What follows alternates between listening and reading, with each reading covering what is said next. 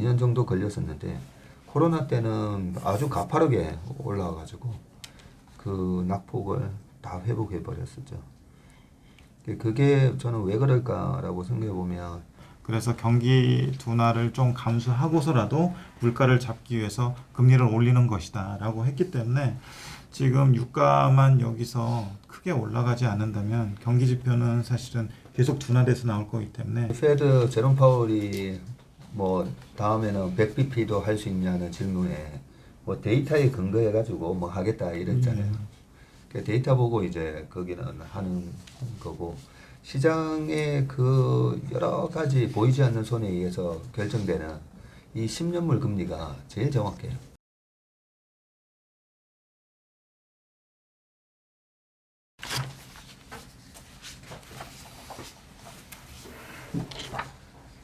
자, 최일호 상무가 풀어주는 미국 시장 이야기. 채플미 6월 17일 금요일 순서입니다. 어젯밤에 제가 11시 한 반까지 내일 우리 고객 대상 투자 설명회가 있잖아요. 그 자료 만들다가 이제 미국 시장이 시작했다고 그래서 모니터에 뜨는데 깜짝 놀랐어요 또. 네.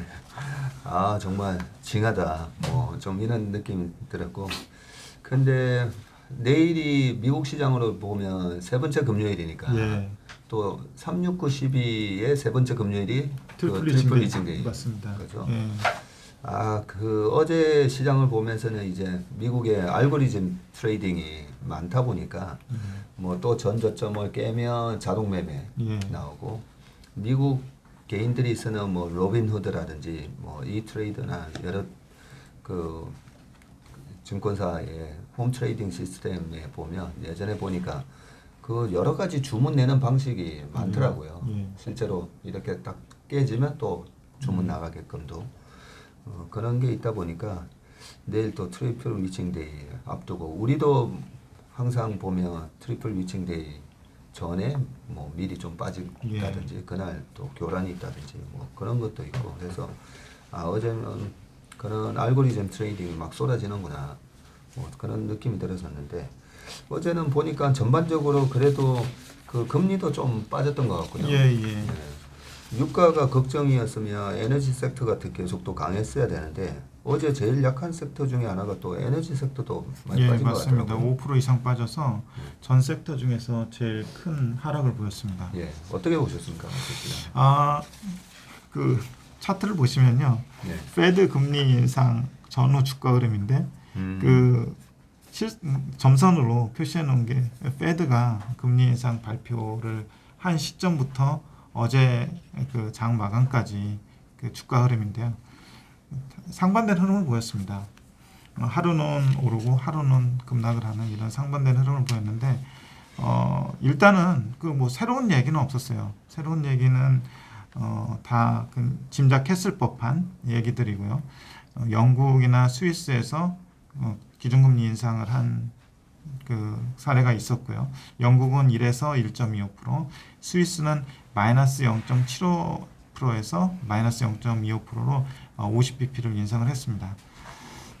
그리고 약간 그 파월 의장에 대한 의견에 대해서 이견을 가지고 있는 그 연준 의원이 좀 나타났었는데 어제 애틀란타 연준에서 2분기 GDP 성장률이 0%로 낮아질 것이다 이렇게 전망을 하면서 파월의 의견은 경기가 견조해서 수요를 둔화시키더라도 금리를 올려서 물가를 잡겠다는 의지를 피력했지만은 어제 아틀란타 연준에서 마찬가지로 일부에서 경기에 대한 부정적 시각이 좀 확산이 되는 분위기였고요.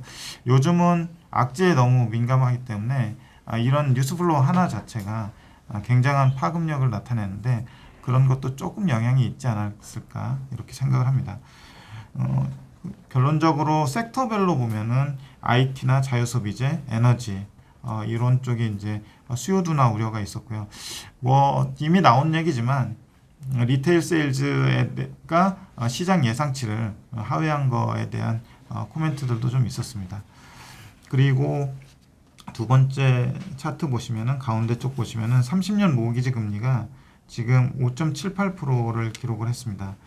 차트를 보시더라도 최근 단기간 내에 3%대에서 거의 6%대까지 올라가는 모습을 보였는데, 당연히 이 부분들이 그 홈빌더 인덱스 그 주택건설 지표에 영향을 줬을 거고, 관련 주택건설 지수도 계속 여기랑 엇갈리면서 역외선 관관계를 보이면서 하락하는 모습을 보였고요.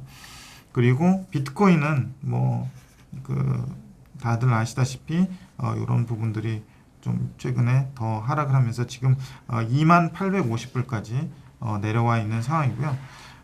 관련된 필라델피아 반도체 지수도 어제 좀 많이 빠지는 그런 모습이었습니다. 이런 것들이 사실은 아주 새로운 악재라기보다 새로운 사실이라기보다도 이미 있는 사실을 좀 더 강화시켜주는 그런 역할을 일부 뉴스플로우에서 했다고 생각을 하고 있고요. 전무님 잠깐 앞전에 말씀하신 트리플 리칭데이를 앞두고 어떤 매매가 어떻게 그 시장 안에서 일어났는지는 모르겠지만, 과거 사례를 좀 살펴보면은 트리플 리칭데이를 앞두고 전후해서 변동성이 확대되는 현상들이 종종 일어났었는데요. 그 사례를 시킹알파에서 좀 정리를 한 게 있어서 그대로 좀 따와봤습니다. 트리플 리칭데이는 3, 6, 9, 12월 셋째 주 금요일이고요. 오늘 그 미국장 열리면 이제 트리플 리칭데이가 되는데, 역사적 사례들을 보면은 최근의 사례는 뭐 22년, 21년, 그리고 또 더 거슬러 올라가면 87년까지 이런 사례들을 몇 개를 가져왔는데요. 바로 이제 앞전에 있었던 22년 3월 17일 이 그 물량에 대한 그 숫자가 있어서 가져왔는데, 이때 3월 17일 날 3.5 트릴리언 달러에 해당하는 옵션 만기 물량이 청산이 됐다고 하고요. 21년 6월 18일, 작년 6월 18일에는 818빌리언 달러의 옵션 만기 물량이 청산이 됐다고 합니다. 당시 이때 페드의 코멘트도 좀 겹쳐 있었는데, 당시 페드가 21년 당시에 23년에 물가를 잡기 위해서 금리를 인상할 수 있다고 발표를 했다고 하고요. 이때 그 당시 시점에서 S&P 500이 그날 1.3%가 하락을 했다고 합니다. 그리고 21년 7월 17일 날 그 페드가 양적 완화를 서서히 끝날 것이라는 발표로 인해서 S&P 500이 1% 하락을 했고요. 87년에 그 블랙 먼데이가 있었는데, 87년 10월 16일 날 블랙 먼데이 전 그 거래일인데 금요일이었는데, 이때가 트리플 리칭데이였었고요. 이때 S&P 500이 5.2% 하락을 했습니다. 그리고 대규모 선물 옵션 투매가 있었고요. 그리고 그 다음 월요일 거래일이 87년 10월 19일이었는데, 이때가 블랙 먼데이로 S&P 500이 하루에만 20.5%가 하락을 한 사례가 있었습니다. 다우 지수를 보니까 22% 하락을 했더라고요. 그러면 19일 날 블랙 먼데이가 있기 전 그 금요일이 10월 16일 금요일이 요때도 트리플 리칭데이. 예, 그렇습니다. 예, 트리플 리칭데이였고 이때 5.2% 빠지고 19일에 20.5%가 빠졌는데, 이걸 뭐 어떻게 연관돼야 될지 모르겠지만, 그때 당시에는 사실 그 시스템이나 이런 것들이 좀 미비해가지고 선물 옵션 관련된 매매가 계속 이어졌을 거라는 추정이 좀 있습니다. 그 당시에 변동성을 관리하는 장치가 없었는데, 블랙 먼데이 이후에 정책 당국에서는 투매로 인해서 변동성이 커지면 매매를 일시적으로 중단하는 제도를 도입했는데, 우리 서킷 브레이커나 또 뭐 사이드카 이런 것들이 그때 생겨났다고 합니다. 그래서 올해 보면은 3월 18일, 6월 17일, 9월 16일, 12월 16일 요때가 블랙 먼데이, 블랙 먼데이라네 트리플 리칭데이이기 때문에 요때 이제 변동성이 나타날 수 있다는 점은 좀 염두에 둬야 될 것 같고요. 그 87년 9월에서 11월 그 블랙 먼데이가 속해 있던 그 달 전후로 차트를 가져왔는데 87년 10월 19일 블랙 먼데이 때 급락을 한 이후에 잠깐 반등했다가 또 빠지고 그러다가 반등했다가 이제 흐르는 그런 차트 모양이 좀 관찰이 됐습니다. 우리가 코로나 때 요 블랙 먼데이 때 주가 흐름 가지고 공부를 많이 했었잖아요. 왜냐하면 코로나도 코로나라는 이벤트가 있었고요.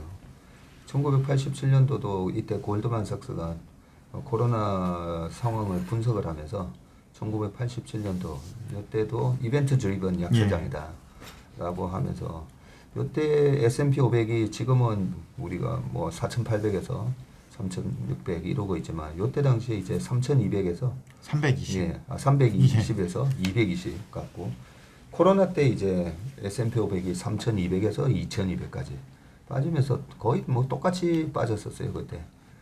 정확하게 35% 이제 빠지고 단지 다른 점은 이때 당시에는 87년도에 옆으로 좀 기다가 회복하는 데까지 거의 2년 정도 걸리거든요. 2년 정도 걸렸었는데 코로나 때는 아주 가파르게 올라와가지고 그 낙폭을 다 회복해 버렸었죠. 그게 저는 왜 그럴까라고 생각해 보면 자꾸 학습이 되니까 우리처럼 이렇게 다 공부하잖아요. 그 공부하니까 이 정도 빠졌을 때는 매수 들어가서 2년 버티면 먹는다. 이런 것들이 다 학습이 돼서 똑같이 우리도 코로나 때 그렇게 대응을 했었지만 그래서 요즘은 조금 제가 많이 느끼는 게 너무 이제 학습이 잘 돼서 선행학습 꼭 중학교 2학년짜리가 고3 공부를 하고 있듯이 요즘 우리 때는 뭐 다음 학기 정도 공부 미리 해도 굉장히 우등생이었는데 요즘은 중2짜리가 뭐 최소 고1, 고2 뭐 이러다 보니까 주식시장도 뭐 똑같은 느낌이 들어요. 너무 이제 막 앞서서 매매가 되나 경기 침체 미리 다 반영해서 움직이고 그런 모습이. 근데 우리가 1987년 요 블랙 먼데이 때도 결국은 그 트레이딩 시스템에 그죠? 컴퓨터 프로그래밍 매매에 의해서 촉발된 시장 도미노 현상으로 이렇게 기억을 하기 때문에. 근데 이때도 1987년 초에 앨런 그린스펀이 폴 보커에 이어가지고 앨런 그린스펀이 취임을 했을 때야. 이게 왜 지금하고 또 비슷할 수가 있냐면 폴 보커 요즘은 이제 공부를 많이 해서 다 알잖아요. 1980년대에 미국의 정책금리를 20%까지 오른 아주 미국 역사상 가장 공격적으로 이제 금리를 올렸던 분이었기 때문에 그 공포가 지금도 얘기가 되고 있잖아요. 얘기가 되고 있는데 그 공포감에서 이제 벗어나면서 82년부터 87년까지 주가 랠리가 있었고 랠리가 있고 난 다음에 그때 이제 금리를 다시 쭉 낮춰줬었죠. 근데 앨런 그린스펀이 딱 취임해가지고 페드 의장으로 금리를 또 올린 거예요. 그러니까 이제 깜짝 놀란 거죠. 아니 그동안에 85년도에 플라자 합의도 하고 미국의 그 일본의 엔화 가치 올려라, 독일 엔화 가치 올려라 이런 조치까지 다 주면서 미국 기업들한테 전폭적으로 이제 도움을 주는 그런 조치하고 이때 당시에 또 뭐가 있냐면 도널드 레이건 대통령이 그때 당시에 Make America Great 이번에는 트럼프가 again이었죠. again. 근데 당시에 Make Great, Make America Great 네, 그런 식으로 미국 기업 자국 우선주의 뭐 이런 식으로 도와주다 보니까 미국의 주가가 아주 랠리가 있었어요. 그런데 앨런 그린스펀이라는 사람이 페드 의장으로 취임했는데 금리를 올려버리니까 거기에 놀래가지고 이제 주가가 빠진 그런 면도 있었거든요. 네, 그러고 나서 그러면 어떻게 됐냐면 금리를 한번 낮추다가 다시 주가가 회복하니까 그린스펀이 88년부터 다시 금리를 또 올려버려요. 금리를 올림에도 불구하고 계속 주가가 89년 그 정도까지 주가가 계속 올라갑니다. 그래서 항상 이 프로그램 이 과거 지금 87년이면 도대체 몇 년 전입니까? 35년 전? 그렇죠. 이때도 이제 프로그램 매매가 상당히 시장을 이렇게 교란시키게 되고 그 교란의 트리거는 항상 약간 금리가 되긴 됐었어요.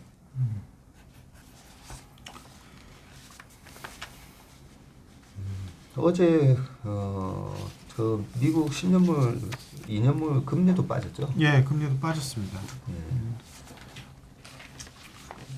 제가 내일도 이제 좀 설명을 드리겠지만 실질적으로 2018년 12월 달에 10월 달부터 미국의 주가가 급락했음에도 불구하고 페드는 예상을 했던 금리를 2018년 12월에도 또 올려요.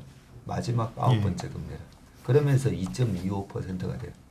지금 75bp 올려가지고 기존에 75 합쳐서 1.59. 제가 이번 7월 달에도 반드시 75bp를 올려야 된다라고 생각하는 게 7월까지 75bp 딱 올려놓으면 그러면 이제 2.25 딱 만들어지고 2018년 말 정책금리 수준이 되고요.